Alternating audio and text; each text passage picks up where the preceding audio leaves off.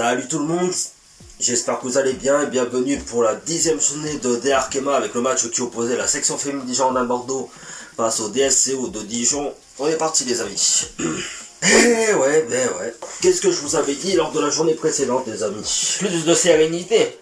Mais après voilà, les Dijonnaises, comme j'ai dit dans la vidéo précédente, non. Déjà elles ont gagné contre les Stéphanois lors de la journée précédente. Donc il faut s'attendre à un match assez disputé finalement. Voilà, forcément quand on a une équipe de Dijon justement qui n'a plus rien à perdre et qui grâce à cette victoire surprise se dégage petit à petit de la zone de relégation, et ce qui nous met au classement général en dernière position avec les Lilloises.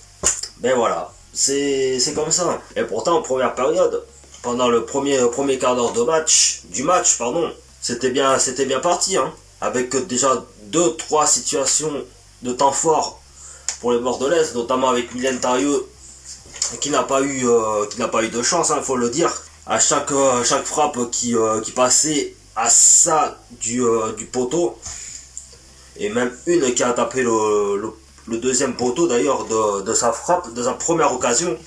Après le premier quart d'heure, ben voilà, les Bordelais se sont fait littéralement bouffer par ce bloc dijonnaise, bon, qui ont manqué d'efficacité même avec les meilleures occasions de la première période, et qui ont buté sur une Justine Leron, bon, qui n'a pas été trop mal non plus sur sa performance, malgré ce but encaissé dans les dernières secondes du match. Mais bon voilà, si elles avaient déjà transformé les 3 occasions qu'il y avait eu, on n'en serait pas là, on serait déjà limite à l'abri avant la fin de la première période. Et ça malheureusement, quand on se dit peut-être de surfer sur la dynamique de la journée précédente contre les Lilloises, et ben ça n'a pas été le cas en ce samedi après-midi, parce que là je tourne la vidéo quelques heures après. Et puis en deuxième période, ben là, malgré les quelques petits changements de Patrice Lair pour la deuxième période, ben là, Robelâtre, elles se font littéralement bouffer par les Dijonnaises. Et puis là, à la 69e minute, là par contre, voilà, je vais vous passer les deux extraits, enfin les 2 fautes qui ont eu à ce moment-là. Et on se retrouve juste après.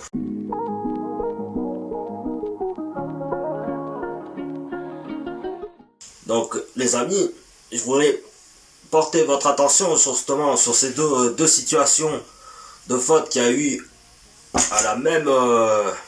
au même temps de jeu. Franchement l'arbitrage a été vraiment très mauvais cet après-midi là. Mais franchement l'arbitrage a été très mauvais franchement. Parce que sur la faute de la Dijonnaise sur Awa Sangaré, bon, ça méritait peut-être pas le rouge, mais au moins un carton jaune. Mais il n'en est rien. Elle n'a même pas arrêté le jeu.